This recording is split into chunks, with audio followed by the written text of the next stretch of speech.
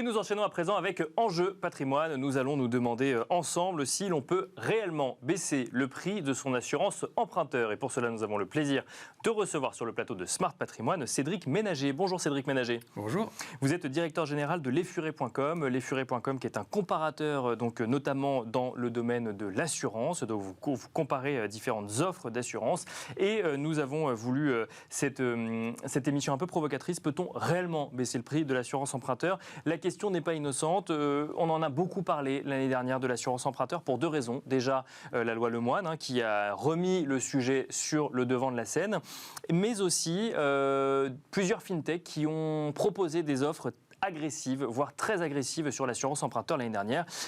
Et au premier rang d'entre elles, une start-up, ou en tout cas une entreprise qui s'appelle Luco et qui a depuis connu des difficultés. On peut se poser légitimement la question quand on voit effectivement que les jeunes entreprises ou les fintechs proposent des prix plus agressifs que des banques ou des assurances, mais ont plus de mal à tenir sur la durée, effectivement, ces offres-là. S'il n'y a pas un prix plancher quelque part pour l'assurance emprunteur à ne pas dépasser si on veut tenir dans la durée. Et c'est la question que nous allons voir ensemble aujourd'hui, Cédric Ménager. Alors, est-ce qu'on peut réellement la baisser, cette assurance emprunteur ? Est-ce qu'on peut en baisser le coût ? Oui, on peut. Il y a plusieurs facteurs qui permettent de le faire. On va le voir, mais on va dire il y a plein de cas particuliers. Mais il y a un cas générique qui est en effet de faire jouer la concurrence, puisque, vous l'avez dit, il y a des nouveaux acteurs. Il y a un marché qui s'ouvre avec les évolutions réglementaires comme la loi Lemoine. Donc oui, il y a la possibilité de faire des économies, de baisser son coût d'emprunt. D'accord, sans crainte effectivement de voir on aurait payé effectivement, on aurait eu un prix très avantageux, mais de se rendre compte que quand on a des banques centrales qui augmentent leurs taux, qu'il y a un peu moins de volume sur les marchés, tout de suite, ces acteurs qui ont eu des offres un peu plus agressives ont un peu plus de mal à réagir, par exemple ? Alors, pas tout à fait, parce que si on regarde, il y a le cas spécifique de Luco, donc il y a en effet une insurtech qui est arrivée de façon très dynamique et agressive sur le marché, aussi bien sur le marché d'ailleurs de l'assurance emprunteur que sur l'assurance maison. Bien sûr. Et qui en effet a eu des difficultés récemment et donc a dû être racheté par Direct Assurance. Ce qu'il faut savoir, c'est qu'on ne prend pas de risque, même si on va vers un acteur qui a pas forcément, qu'on ne connaît pas ou qui ne rassure pas, puisque ces acteurs-là, en général, ne sont pas les porteurs de risque. Ils sont toujours adossés à un assureur qui va être, lui, le garant. Et donc, dans le cas de Luco, si jamais même Luco avait fait cessation, l'assureur, le porteur qui est derrière Luco, aurait gardé les contrats et aurait assumé on va dire le portage de l'assurance jusqu'à la fin du contrat. En l'occurrence, encore mieux, là, il y a Allianz Direct. Allianz, oui, c'est ça. C'est pas Direct Assurance, vous avez dit tout à l'heure. Allianz, oui, c'est ça. Et Allianz Direct, donc, qui va racheter, qui va donc redéployer sans doute ses offres sur le marché. Donc ça veut dire, que quand il y a des offres aussi agressives, il y a quelque part derrière des assureurs qui valident le fait qu'on peut aller jusqu'à ce niveau de prix. Exactement. D'accord. Exactement. Et l'explication, il y a quand même une explication à ces prix plus bas, c'est que par rapport à des assureurs plus traditionnels ou à des banques assurances, il y a évidemment moins de frais de structure. C'est des sociétés qui n'ont pas d'agence, c'est des sociétés qui ont beaucoup moins de personnel, qui ont une expérience digitalisée, donc qui est également optimisée. Donc il y a une explication quand même à ces offres tarifaires plus compétitives et qui amènent positivement tout le marché à baisser. Et c'est ça aussi l'impact qu'on voit de ces nouvelles offres. Quand on réfléchit un petit peu au mécanisme économique, on peut se dire plus il y a de clients, plus on peut faire baisser les prix dans un contexte de hausse des taux et donc de hausse des taux de crédit immobilier qui a amené à une diminution du nombre de crédits immobiliers effectivement réalisés l'année dernière. Est-ce que en 2024, on peut quand même envisager faire baisser le coût de son assurance emprunteur, sachant qu'on est peut-être moins nombreux à souscrire des crédits, donc la force de négociation est peut-être un peu moins forte du côté de l'emprunteur. Alors ça, je vais pas parler à la place des banquiers. Bien sûr, mais est-ce que vous constatez sur la pression qu'ils peuvent mettre, parce que justement l'offre de crédit évidemment c'est raréfié. Je crois qu'on est au plus bas historique. Donc en effet, il y a certainement une capacité de l'émetteur du prêt à proposer et à pousser dans une direction.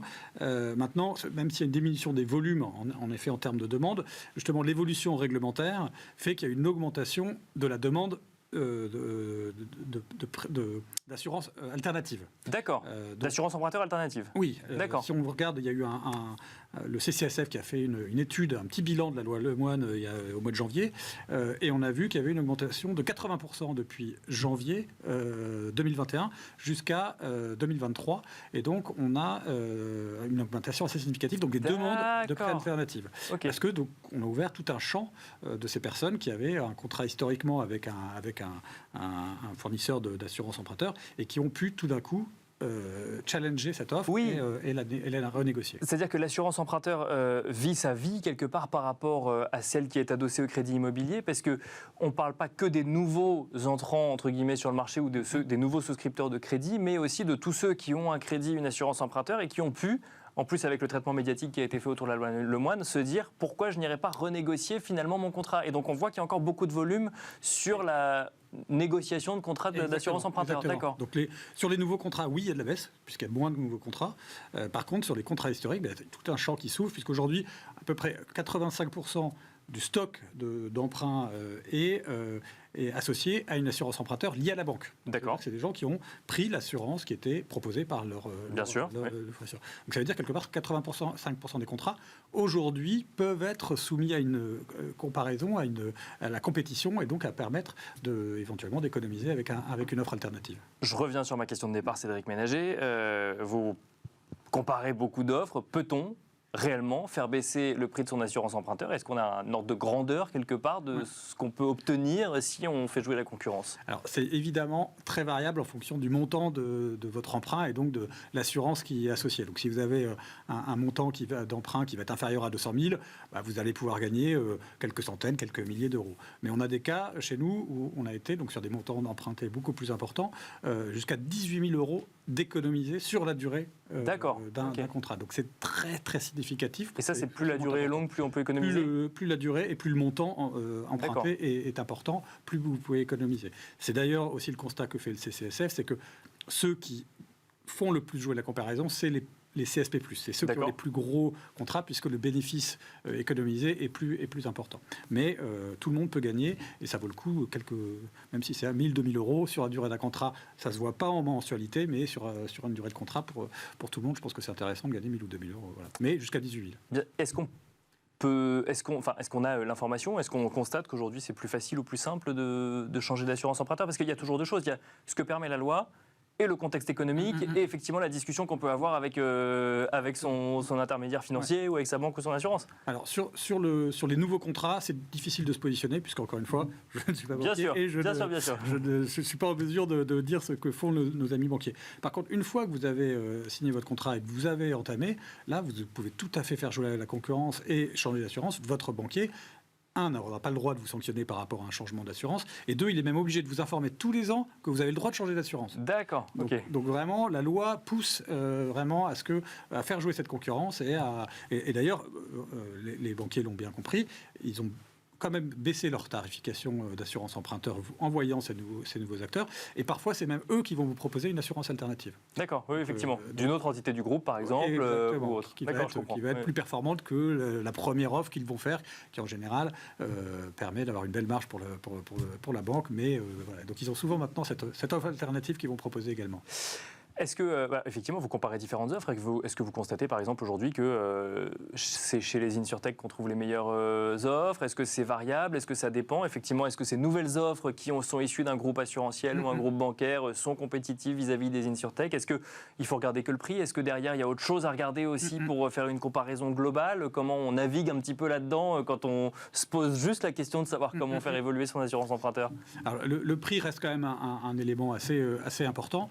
Maintenant, vous allez avoir des différences entre certains contrats. Donc, c'est quand même important de regarder un petit peu, les règles. Vous avez des différences, par exemple, sur la santé. Vous avez des contrats qui vont vous dire qui vont avoir une surcote pour les fumeurs. Mais si vous arrêtez de fumer, après 12 mois, cette surcote disparaît. D'accord. Dans d'autres contrats, ça va être 24 mois. Donc, voilà. Donc, c'est des choses qu'il faut quand même, qui peuvent faire un peu la différence parce que ça a un impact sur la tarification. Ensuite, sur l'offre, il y a un mix un petit peu entre la notoriété quand même de du fournisseur qui joue dans la tête des emprunteurs et le prix. Donc voilà. Donc nous, dans nos offres, on a tout. On a des entreprises qui sont très connues comme Maïf, comme Allianz, qui vont offrir des contrats plus, on va dire, traditionnels, mais assez compétitifs. Et puis des insurtech qui elles, vont être plus sur le côté prix, mais qui ont des services qui sont adossés à des assureurs traditionnels qui couvrent le risque et donc qui sont des véritables assurances valables. Donc plus on a de notoriété, plus on rassure quelque part. C'est pas le seul ingrédient. Il y a le prix évidemment, ça on se doute, mais la notoriété joue encore aussi. Oui. La notoriété joue quand même beaucoup pour les emprunteurs. Nous, vous voyez, si on a quelqu'un qui va être une assurance qui est un petit peu plus chère, mais avec une meilleure notoriété, parfois l'internaute va préférer aller vers ces offres-là, parce que ça va le rassurer, même s'il paye un petit peu plus cher. Donc ça dépend de votre appétence. Bien sûr, exactement. À la notoriété. Dernière question, Cédric Ménager.